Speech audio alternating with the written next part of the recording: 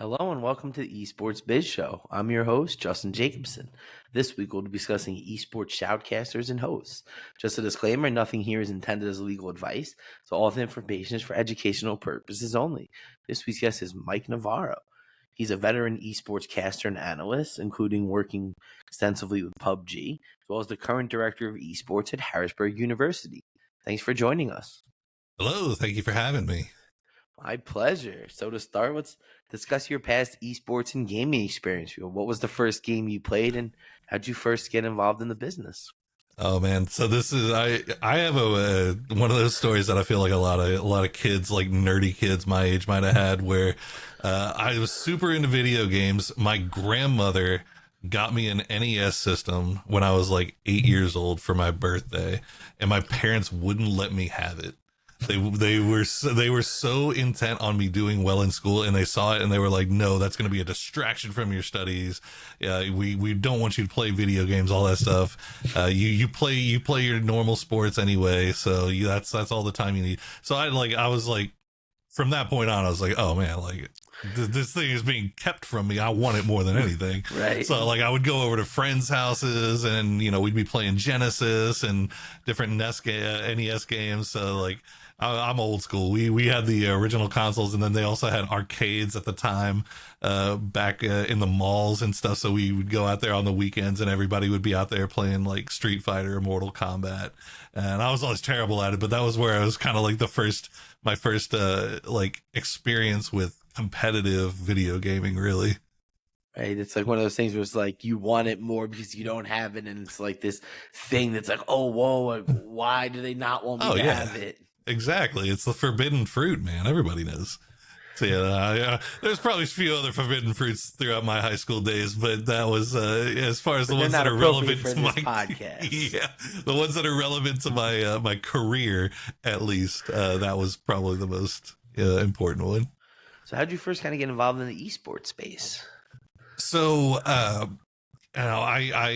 was as soon as I graduated high school, I immediately went into the workforce. Right, I started working warehouse jobs. I was trying to anything I could do to move out of my parents' house and kind of get off and be my own adult and all that stuff. And I thought it was going to be great. Didn't realize how much it sucked, but that's bills are so fun. Yeah, like you don't really think about that when you're 18. But so I worked, and I was doing warehouses, inventory management, all kind of blue collar jobs like that. And then 2008 hit, and the recession kind of hit, and then all of a sudden the jobs started drying up. So I started thinking about, okay, well, what can I do that I never have to worry about this again? And so I thought that my answer was to go back to community college and take classes for nursing.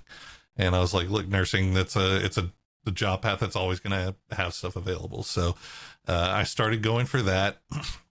And lo and behold, the C student from high school at 29 all of a sudden was really, really good at school.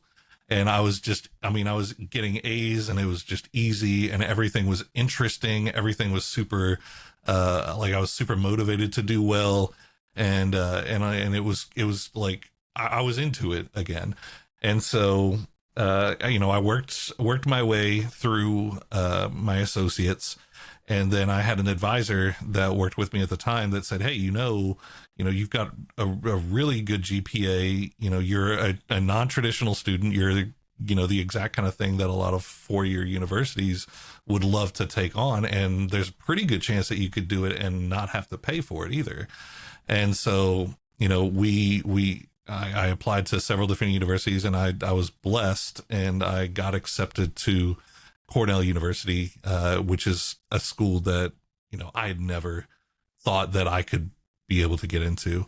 But that was also me now having to quit working full time for the first time in like 10 years and really make that plunge. So, and then traveling halfway across the country to an area of the country I'd never lived in before, and had no, I had one friend that was there, but I'm going as a 29, 30-year-old student. Like, I'm not going to be hanging out at the frats, parties. I'm not going to be doing it. So I had nothing to do with my time. I don't want to be the creepy old guy that just like infringes on everybody. So I started really kind of getting into Overwatch. We had just released at the time, and I was playing with my friends back home because like that was kind of the way that I could still, like, Friday night, Saturday night, I'm wanting to do something, but I don't have anybody to do it with, so I hook up with them.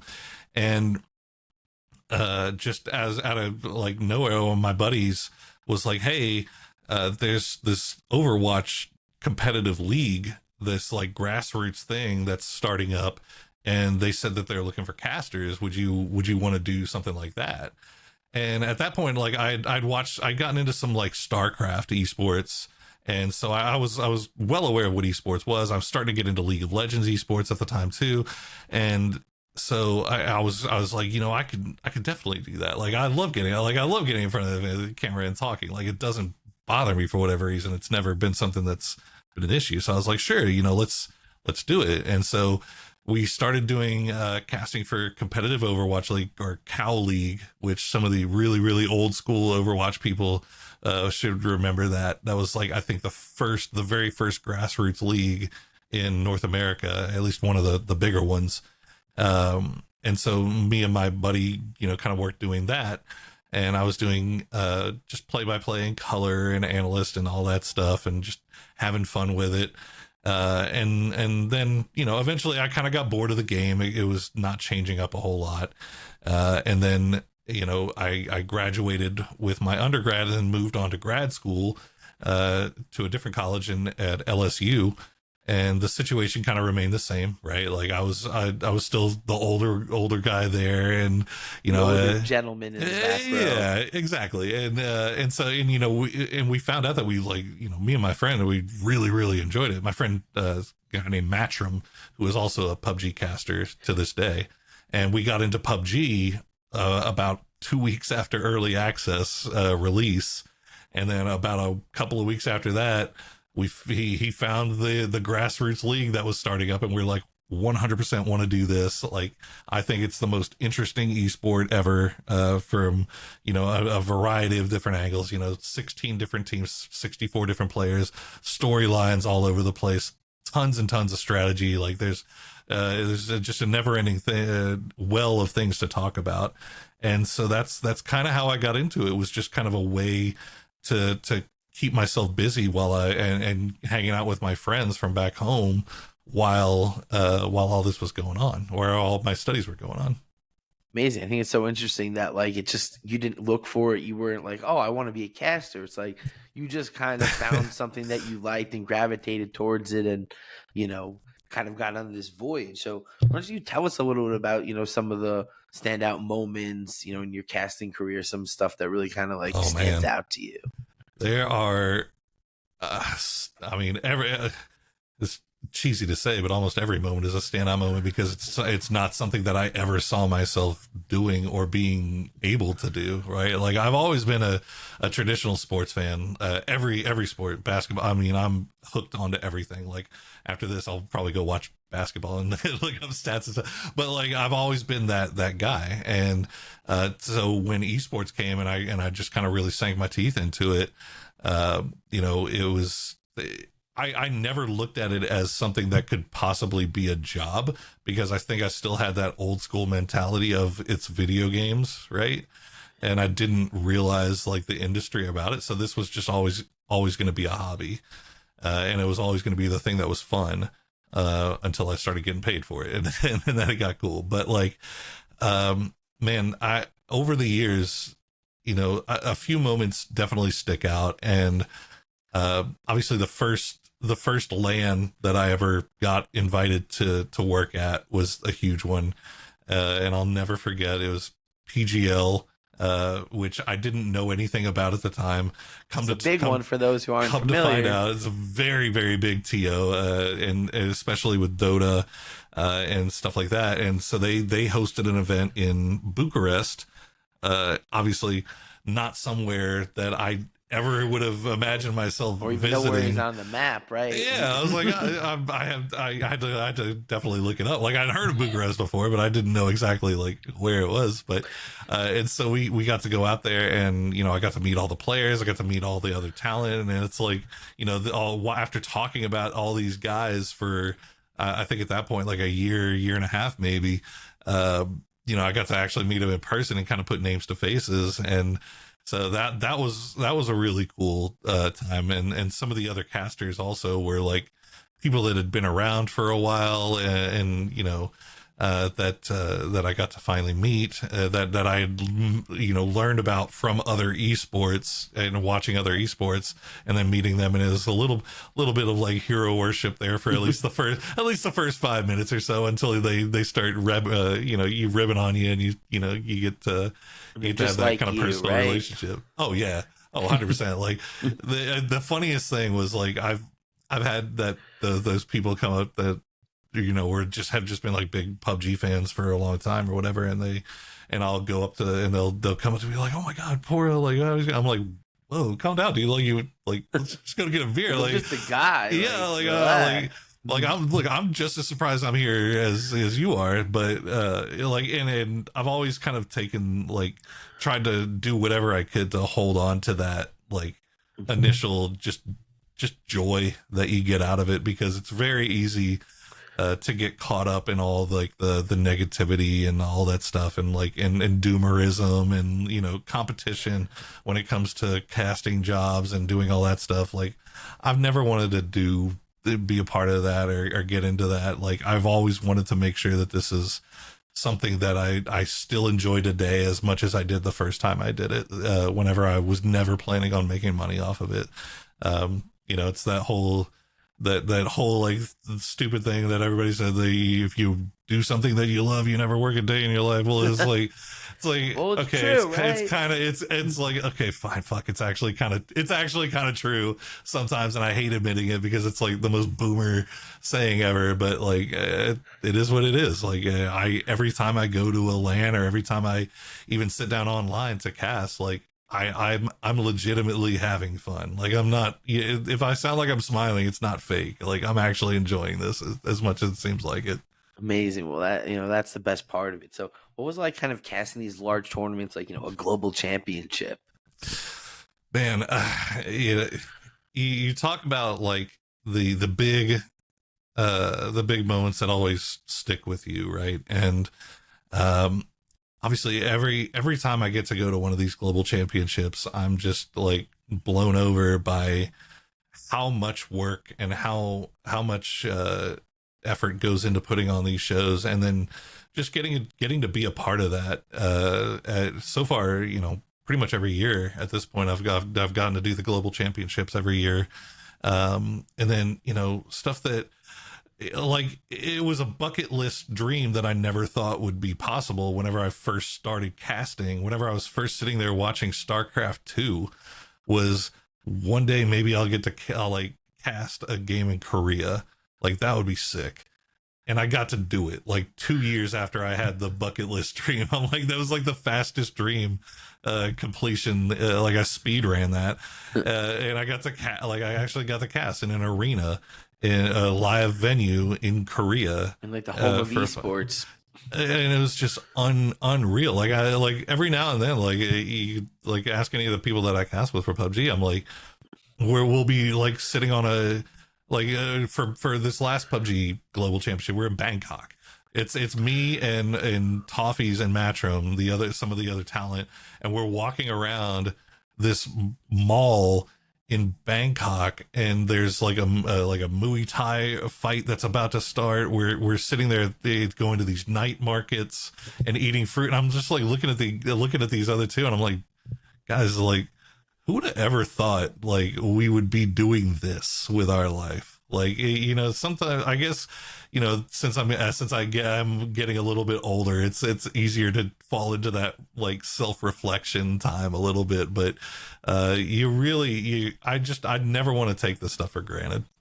I think that's amazing, and definitely being able to go to different countries and to do these events of the scale and the production and the excitement of the fans and just everything awesome about it is just, online is great, but the in-person is just, it's entertainment at its finest, right? Yeah. I mean, no matter, casters try their hardest, right, at everything. And I don't care, like, even the best casters will tell you, like, it doesn't matter how hard you try doing online casting for online events, it's never going to compare. You're never going to get that same energy just through the voice that you get from being in that live environment. It's a completely different animal, and you find just like it's just impossible to replicate really when from sitting at a chair in your house, you know. Absolutely. So, what is something you kind of realized, while you started the casting that you really didn't maybe know before? Something you kind of learned that you weren't, expecting or. Well, that you can get paid for this, number one, first and foremost, and the I think one of the things, and this may be a little bit more just retrospective of me and from being with this scene in particular, the PUBG scene, since it's basically its infancy, was that you end up watching these players grow up, and it's crazy. Like I remember, talking about, this, oh my God, this 17-year-old phenom, he's insane. Like he's gonna be like, we're so excited to see him finally get to play. And then now, like years later, like he's married and they're having babies. And I'm like, what the hell? Like it's so cool to see. And it's not something that I ever hear talked about too much either, which is crazy because I guess it's because maybe not everybody's been there, but seeing it just how it grew from what it was when we first started, and we were the ones kind of deciding what the rule set was going to be with, the players and how the points system and how the esport was going to look, and going from that to where we are now and seeing, the kids that we started off with are now grown adults, and we've developed these friendships over the years that are beyond esports. It's just that's something that I just never really anticipated or expected. Definitely. I think that's one of the unique things. So, you've obviously been in the industry a long time, and you've encountered and worked with, different agents and managers and attorneys and different representatives. So what Mm-hmm. advice do you have for, aspiring casters and just people in talent that are, embarking on this, potentially working with agents and Mm-hmm. managers and these other people? I would say most importantly is have a very good understanding of what you want out of that relationship, and have a very good understanding of what that particular support staff is going to provide for you. Exactly what it is. Just know going in, because it's I think I've made the mistake in the past where I was expecting one thing, and then what we ended up receiving on the end was something completely different, but that was what it was always going to be at the time, right? So like it's understanding exactly what it is, what each role is going to be, so that you're never surprised, you never you don't end up resenting or thinking that you're being taken advantage of, because it was never the case. It was just not what we had signed up for. So and never feel like you're going to be a burden, I think, is the other thing. Just understand that the people that you're working with there are intended, like that's their whole purpose, is to support you and help you out. So if you have questions, if you have comments or anything, just never feel like you're a burden to reach out, because that's something that I'm very bad about. I don't like bothering people unless it's something that I feel like is absolutely necessary. And I feel like I could have developed a lot better relationships with people in the past if I just would have been not worried about being a burden, Yeah, I mean, I think that's one of those things where sometimes you have to realize, like you said, the extent of the relationship, what it's going to be, and know what it's going to be. And if that's not what you need, not every situation is what you need and not the best for you. And Yeah. being able to navigate that and identify that is a hard thing, right? Because sometimes you see, all the flashing lights and all the other people and what they're doing, and it's hard that maybe they can do that for one player, or one talent, one caster. That doesn't necessarily mean they can do it for you, or they can do it for everybody, or that they're going to do it for you. I think that there's also a misconception a lot of times that that if you don't have a agent, or if you don't have a particular agent, then you're not going to get a job. Um, I don't think that's always the case. I think that there's probably some stuff maybe that's the case where it's like, big writ large, but like, or like white label events where, the agency has a relationship with the white label event producer, stuff like that. But I there was a lot of times where I when we were represented, as a lot of us casters were represented by the same agency, where I was seeing people say like, oh, well, since I'm not represented by that agency, I'm not going to get the job. Well, it's not always the case. It's not always true. There's different people in PUBG are represented by different agencies. A lot of them are independent. There's some guys that have worked every single PUBG international event that have never been represented by an agent. They've always been individually represented, and they've still always gotten the job. So, if you want to do it, like you said, there's a lot of good reasons to have representation, but you just got to know exactly what it is that you're wanting to get out of it. Definitely. I think everyone take note of that. People that are doing big stuff, they're able to do it on their own. You have the right advisors, the right people who can, whether it's just negotiate the deals or help you facilitate and, find things. It's, not always one size fits all. So in addition to being a professional caster, you're actually, the Director of Esports at Harrisburg University. So yes, tell us a little about that role and, what are some of your responsibilities? So just hitting 1 year, so I'm still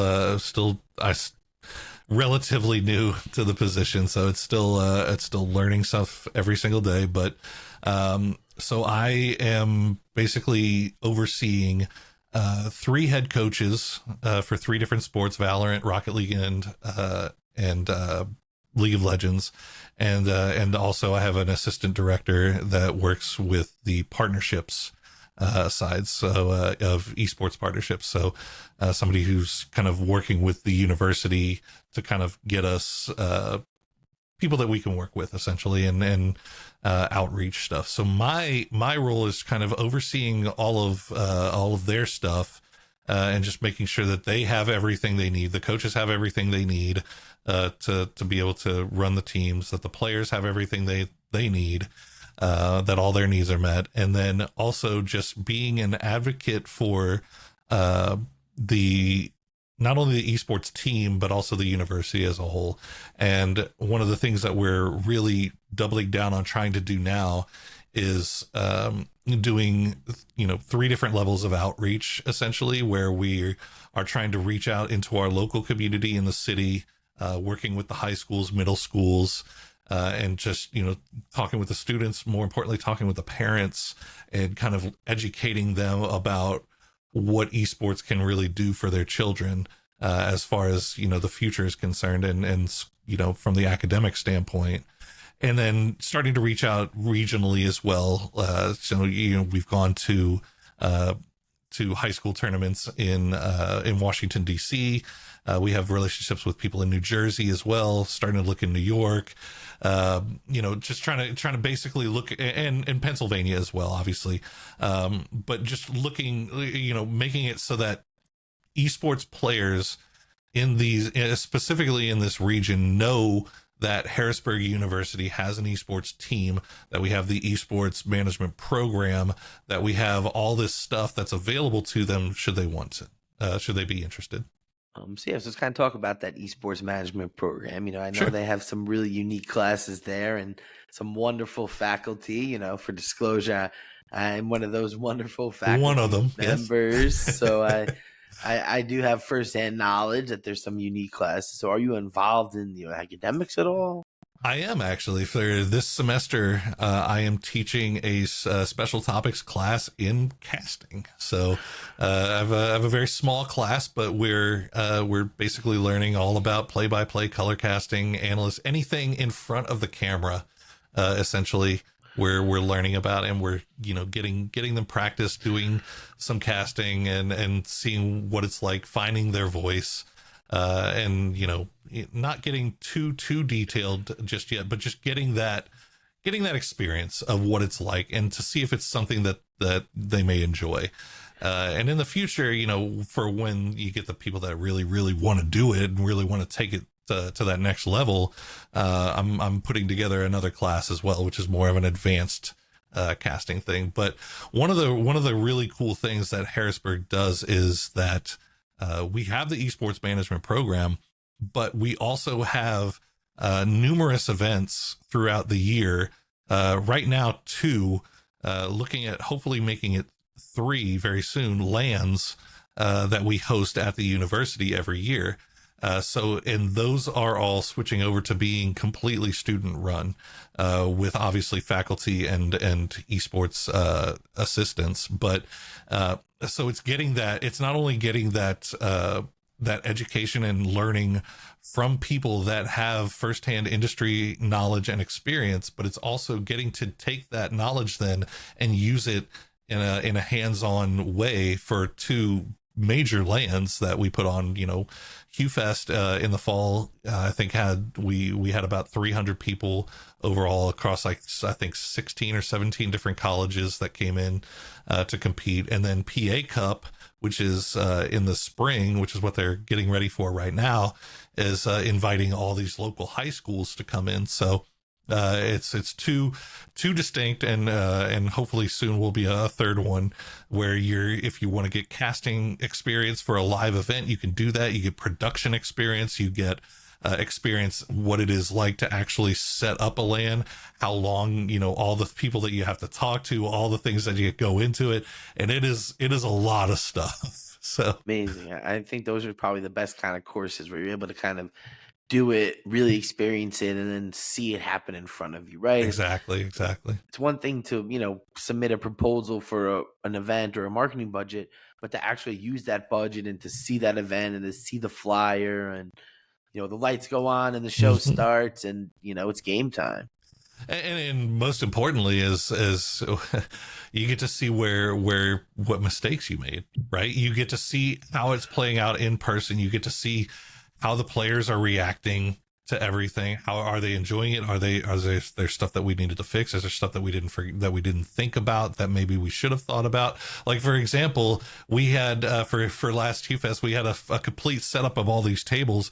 Didn't take into account that there was a window where the sun shone directly through at this particular time of the day, and the players were facing that direction, and they're trying to play their games, and they've got the sun just glaring right in their eyes. And it's stuff like that. Like, until you actually, see it in person, that's you may not think about it. So, that at the end of the day, that's kind of what we're trying to do. You can prepare as much as possible, but you don't really start learning until you've had to do that troubleshooting on the spot and see the stuff that comes up, and then look at the whole entirety of the event after the fact and think about things that could have been improved going forward. And so, since we have 2 of these events every year, and we do it every year, if you get involved with one year, you can then be involved in the next one the next semester. You can then be involved in the one after that. So it's like you're gaining more and more experience as you go, and you get to actually act on the things that you've learned from the past ones, right? So, and if you feel like you know it perfectly, then you can move into a different aspect of it, right? So if you think that you've got everything as far as venue set up and all that stuff, maybe now you want to get into the stream production side and learn what that's like. So a lot of different options, a lot of different ways to go about doing it. But I think it's an awesome learning experience, and it's it's relatively pain-free. It's safe in a safe environment. Yes, right. You're not streaming it to hundreds of thousands of people with sponsors paying a lot of money for that footage. Yeah, you don't have to worry about losing your job if things go wrong. Amazing. So are you kind of involved in the recruiting process, and what is that kind of like, this transition, finding players to compete? So we as far as the actual recruiting process, I don't really start coming in until the very end. We've got fantastic coaches that have lots years and years of industry experience at both professional level and collegiate level. These guys have their obviously every different sport has its different pathways, right? Communication channels, scrim discords, pro discords, and just it's very much a who do you know kind of thing. And we have some coaches that are really, really knowledgeable in how to get kind of out in there and start putting out feelers and talking to people. I start getting involved whenever they decide that they want to come. And that's when we start looking at, okay, scholarship funding, housing, what the team's going to look like, what their schedules are going to look like, how do we get with them, with admissions, and just all that stuff. So I'm kind of there to walk them through the process that any normal student would go through. And just to be there, to be that person to kind of answer questions for not only the student, but for the parents as well. Amazing. I think that's, so unique. So let's talk about this path to pro. I know kind of right now the esports path to pro doesn't really kind of go through college the way most other traditional sports, obviously basketball and football and, baseball kind of has its diagonal, but for all intents and purposes, most players are going to go to college in most sports, right? Sure. So obviously that's not the case in esports. Is that something you see coming? Is that something we need? Well, it's hard to predict, right? Like, it's from one hand, you look at when most players competitively are at their peaks, right? For esports, I mean, your fast twitch games, stuff like that, you're probably going to be at your peak around that, 15, 16, 17 age range. Where that's where, you're looking to probably try to go pro. If you are going to go pro, that's where you're going to do it. Right. That's where you're going to get the interest from major orgs. And there's nothing wrong with that. Right. Like that, if you're able to kind of hit at that level, then congratulations, you are one of the unicorns. You are one of the lucky 1%, or probably less than 1%, that are going to be not only good enough, but also have the right contacts and have the good fortune of being signed on to play at a professional level for some amount of time. I think it definitely varies by game, right? Because I think whereas a lot of people in say something like Valorant, you peak very young. I think with stuff like League of Legends, stuff that's a little bit more less fast twitch muscle, more critical thinking kind of stuff. I think maybe you peak a little bit later, early 20s. So yeah, it's really a question of, if you're a player, what do you want to get out of your playing, right? Like, there's obviously that less than 1% chance that you're gonna get the bag, which, I'm sorry guys, the bag isn't there as much as it used to be, and if it is, it's not much. Or can you get something that's just tangible that you're gonna have for the rest of your life in the term of a college degree, right? And have it completely paid for. So I think that kids end up having to make a lot of really important decisions. And at the end of the day, I'm the guy that went back to school when I was 29. So my thing is, take your time. If you have the ability to take your time, take your time. And really make sure that once you make the decision to go to school, that's something that you want to see through, and stay for all 4 years and graduate. And then once you graduate, you have multiple options. Give yourself as many options as possible. Once you graduate, you're still going to be early 20s. You're still probably going to be good at the game, right? You're still probably going to, and not only that, you're probably going to have a lot bigger of a network of players that that you could want to play with and try out and maybe do open quals with, and stuff like that. But now if it doesn't work out, you've got a degree sitting there too, so you can go out and try to get work off of that. So you know, it's never give up the dream, always chase the dream, but do it in such a way where you're covering your own ass. Right, you got to have options to protect the downside. Exactly.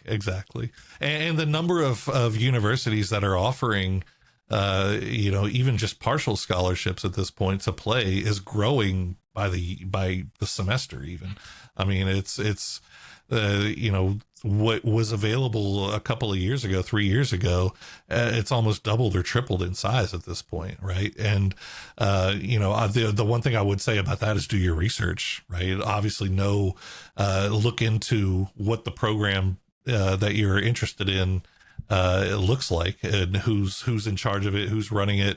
Talk to some of the other players that are in that program, see what they think, and just get all the information that you can before making a final decision. But again, that's just you have time. Unless you have, you know, folks that are, you know, hitting the watch every time you step out of your room. Definitely. I think that's some great advice. And we're going to see how it evolves, right? I think that, as you mentioned, your optimal age is a little bit younger than maybe, you know, a football player, basketball player, right? You don't maybe hit your growth spurt till you're, you know, 18, 19 years old sometimes, right? Like you sometimes see, what was it? Kevin Durant was like short freshman year, and by freshman year in college, he's 7, however, and like, you know, well, look at LeBron now versus LeBron year one. I mean, that man put on about like 90 pounds of pure muscle, right? Like, and even the difference between year 1 and year 3, and that's just growing up. And you know, obviously that's LeBron is like a freak of nature, right? Like it's hard to compare. Probably one of the greatest athletes we've ever seen, but you know, it's the difference, right, between, you know, the more traditional sports where you've got to have that physical, you know, where you've got to kind of grow into where everybody else is in the sport, to where we are in esports, where like if you're 15, 16, you're a senior in high school, or you're 17 about to turn 18 and about to, you know, be eligible to compete, if you'll know, right? You'll know if there's interest in you, because people will be contacting you, and they'll be putting off offers to you. You'll have more than one, right? You'll have 3 or 4 that you'll have to choose from. Any less than that, like, it's, you know, you never know. Maybe you can put together a team of your friends and get in through open qualifiers, but how many times have y'all ever seen an open qualifier team win, you know, the top prize, where you're getting, you know, hundreds of thousands of dollars to split amongst each other to really kind of set yourself up for the next couple of years?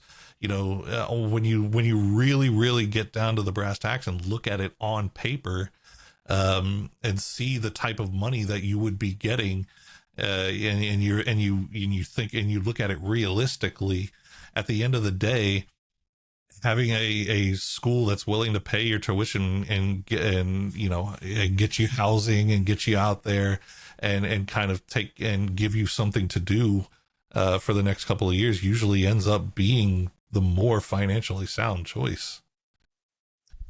So definitely, you know, like I said, see how that continues to evolve. So what's your favorite part about casting and commentating? Oh man, my favorite part about casting, honestly, it's funny. You'll probably never hear anybody else say this. I like trying to get my co-caster to break.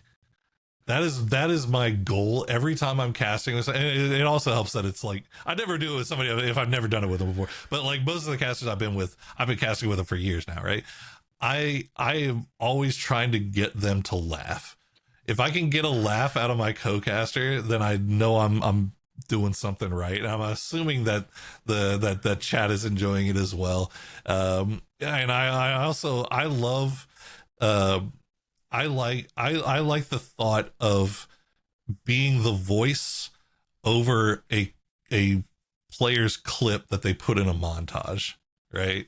Like one of the things that I do every now and then is I'll go back and you can go and watch these YouTube compilations of like the greatest slam dunks, like the 50 greatest slam dunks in NBA history, right?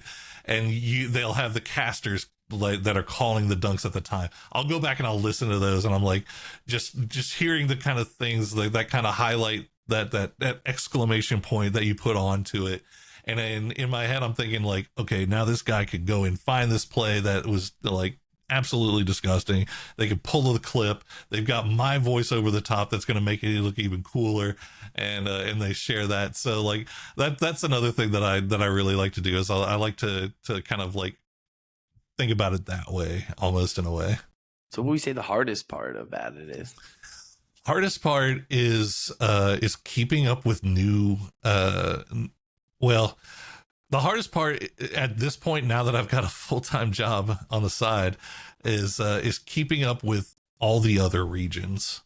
And that's, not necessarily something that I need to do, but it's something that I feel like I want to do. I always want to know what's going on in all the other regions, what their meta is, how that's going to look versus what we've got going on in North America, or just the Americas in general, because we have Latin America included into the Americas now as well. So it's keeping track of like all that stuff, trying to keep track of what's going on in the Korea scene and China scene whenever their VODs are going on at like, or their games are going on at like 4 or 5 in the morning for me.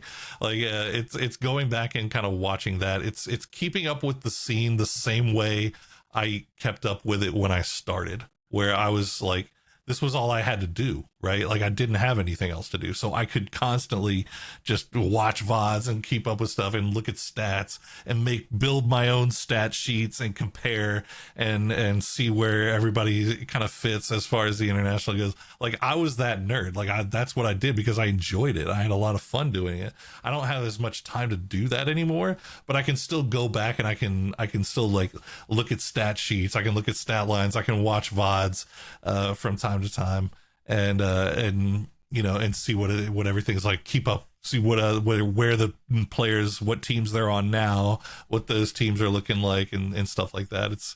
It's always interesting to me. Absolutely. So what advice do you have for aspiring casters, people trying to kind of jump in there?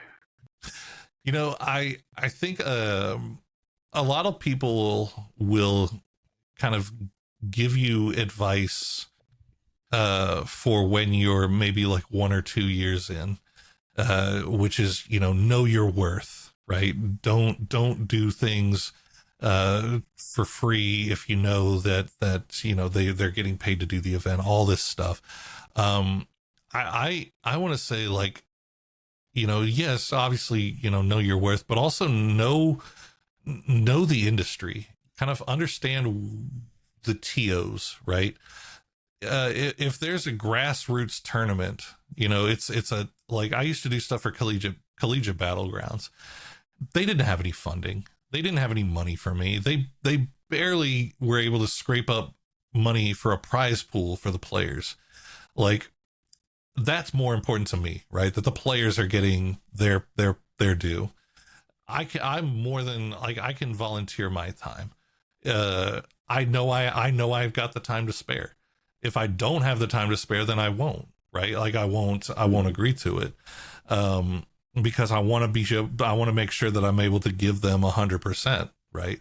But I think that you'll have a lot of people that, one of the things that pervades esports is that chase the bag mentality, and it's at all levels, right? It's player level, it's talent level, it's everything. But I think you have to be realistic at the same time. Like, you have to understand that a lot of these grassroots tournaments, like they're struggling to make ends meet. They want to get there. It's or if it is, it's a very small one, and like there's like I personally, I would prefer like the people that are doing the most work, right? The producers, the people that are putting all these hours and hours of work into creating graphics and doing all this. So I'd rather, like, I'll sacrifice a couple of hours of my time talking so that person that put in 20 hours that was volunteering, so that they could maybe get something, right? Or at the end of the day, if it can go to the players, right? So, I think that, like, if you know that you have the time, and you want to see your game, you want to see that scene grow and develop and flourish, especially at a path to pro level.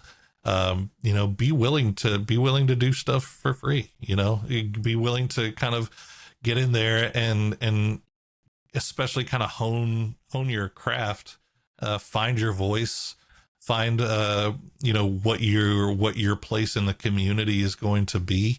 Learn the players' names, not just their tags. Learn more about their stories, why they're doing what they're doing. Learn the history of your sport. Just like, really get in there and get involved. And you gotta love the scene. And in order to love the scene, you're going to be doing a lot of stuff that you're not going to be getting paid for, right?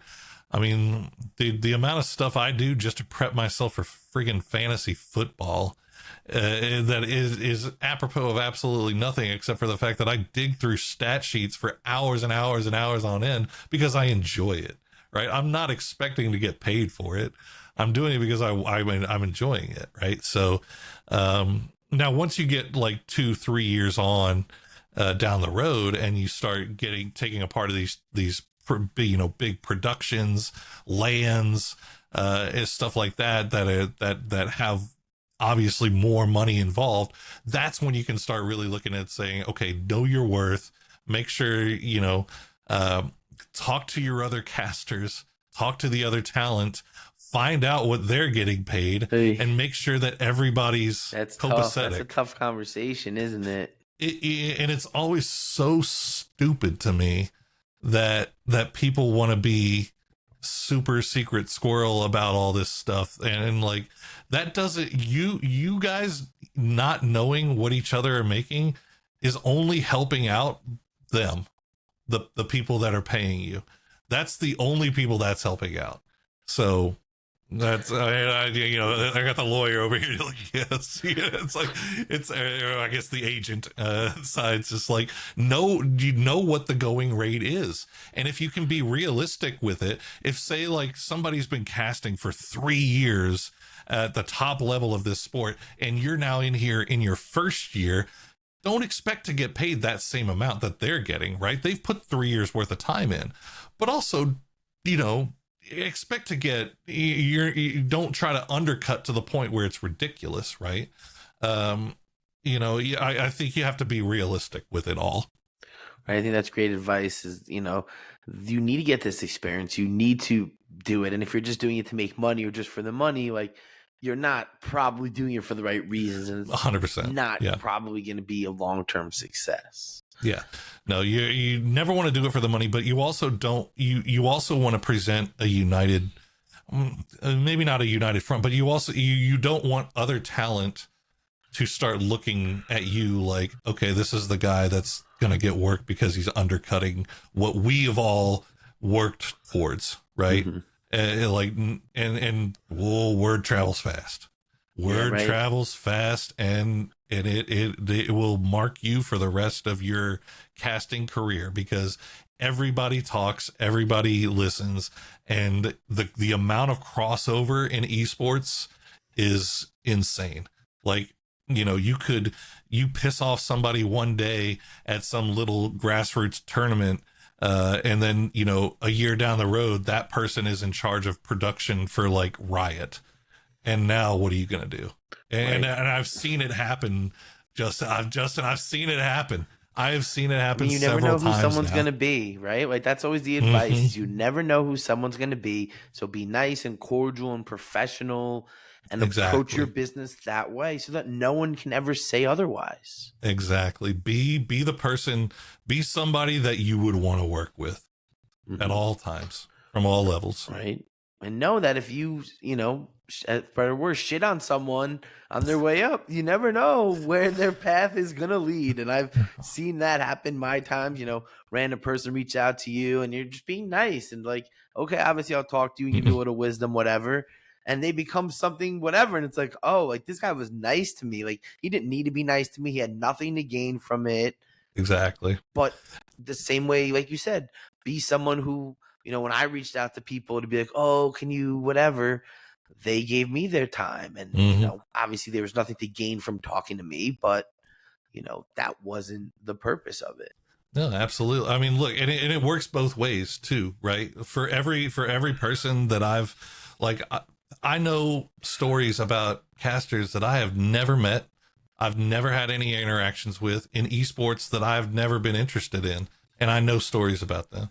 But I also, I know the people that people love to work with, right? Mm-hmm. I know the good. You hear just as much as the bad stuff. You hear the good stuff. You hear this guy is amazing. Like this lady, this woman is just like the best person that I've ever worked with in terms of like, being friendly, being accessible, being into it, being, listening, like, and it's a small knit community, like as far as professional casters go and in esports, like everybody kind of knows everybody or has heard of everybody in some sense. So, if you're one of those, and nobody's got time for the diva shit, if you're one of that word will travel fast that's the kind of person you are. But if you're one of those people that is just a joy to be around and just a pleasure to work with, that's what that word's going to travel fast too.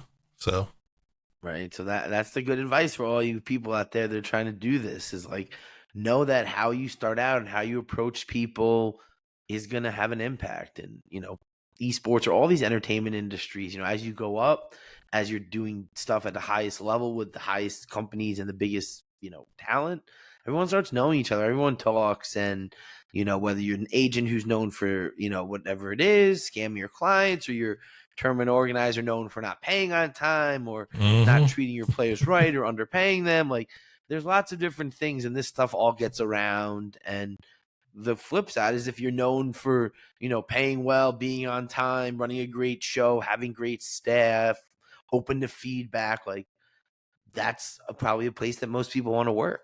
No, absolutely. I mean, if like people will fall over themselves to work. I mean, look, Riot, has obviously a reputation, but everything that I've ever heard about people that have worked as talent for Riot is that is just the gold class. Like the way that they support their talent, the way once they're there, and the way talent are treated, and at least as far as Valorant goes, I've spoken to some League of Legends too, but I mean, I think with League is a little different, because sometimes you hear one thing and then you actually see something else. So it's, but you never know. And that's the thing, is like one mistake or one decision made can alter how an entire industry views you.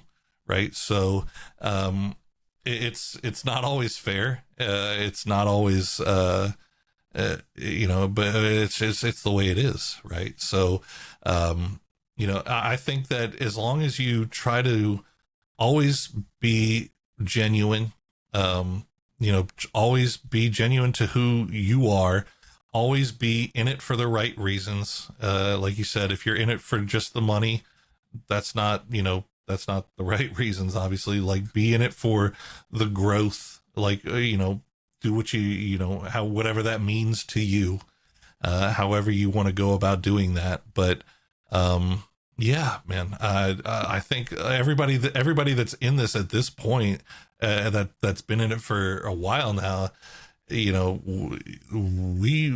kind of look at it. We kind of like are very, very possessive of how things are. Like, we don't want to see it. This thing has been built up for a couple of decades now.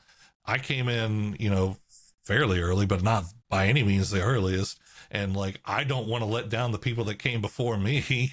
And I don't want the new people to come in with this, and ruin or backslide on all the stuff that we've built up to this point. So, I think that there's always going to be esports. There's going to be ups, there's going to be downs. I mean, you always hear that term esports winner being thrown around, like candy. But, at the end of the day, as long as the competition is still there, as long as there's the kids that want to compete in a video game, esports is there. And how that's going to look next year or 5 years from now, it may be completely different, but it's still going to be there. Right. Yeah. And it doesn't really matter what the game is, as far as I'm concerned. Like, it's just the notion of competing in a video game. Exactly. Like, that is, obviously we've kind of grown up on the same timeline. That it's like, there's nothing you're growing up. Like, no one was telling you how, Friday night, Saturday nights, we were playing StarCraft and StarCraft 2 in my basement, right? That wasn't something we were talking about on Monday. But now I wear that as my badge of honor. Yeah, you didn't want to. What you would talk about? You talk about with your friends at lunch, like, it's like, you got that Poro. We're gonna go home in 4v4 on Protoss and Zerg. I just can't believe you 6-pulled me there, you bastard! like Jock walks by the table. What'd you say? No, nothing. We don't talk about that in the lacrosse locker room. Yeah, exactly. Did you see that Cowboys game, guys? At least we feel more comfortable talking about our nerdy stuff out in public now. Yeah, I love it. I love that I can enjoy Marvel and Star Wars and not hide that badge. But exactly. What does the future hold for you in your career? Oh man, I don't know. I honestly don't know. Like I'm still I don't want to. I'm not going to leave esports. Like I'm going to be involved in esports in some capacity, in some way, for as long as the industry will have me. Essentially, I've always been a huge proponent of the positive things from collegiate esports. I think that there's just tremendous opportunity for growth there in that realm. How that's going to look, I don't know. I think that it'll probably go through many iterations before it finally settles on something that's going to be the ultimate thing. But at the end of the day, like I love competition. I've always loved competition, and I want to see esports be as successful as it can be, and I want to see it get the kind of mainstream acceptance that it has damn near everywhere else in the world except for North America at this point. Right. So definitely kind of bring this towards the end. How big do you think collegiate esports can get? What's the future there? Oof. I mean, I am an eternal optimist. Right. And I will acknowledge that, I'm sure I will have, dozens of people just kind of like, oh, man, this guy's crazy. Like, it's never going to get I am always going to be the person that thinks the positive thing. And you're never going to be able to take that away from me. Like, I think that this can get as big as anything else, any other form of entertainment, any other sport. I think that we've already seen it grow exponentially from what it was even just, 5 years ago. It's gotten much bigger today than it was 5 years ago. Crazy how big it's grown in 10 years. Think where it's going to be in 10 years from now. I think that, the opportunity is endless. We just got to figure out the best way to make it sustainable. Sustainability is the biggest thing right now. As time goes and we really hit that sustainability mark as best we can across the industry and get best practices, not just even in the esports industry, but in collegiate as well, and just make these things, all these programs as sustainable as possible. That's when we can start looking at growth, right? Like, and the NFL was not born a $1 billion industry, right? It was something that had to grow into that. That was AFL, NFL merger had to happen. NBA, NBA, everything. Major League Baseball wasn't, the NL bringing and in. AL were like different leagues. Exactly. So, I mean, I think, we've got a lot of growing pains left to go through.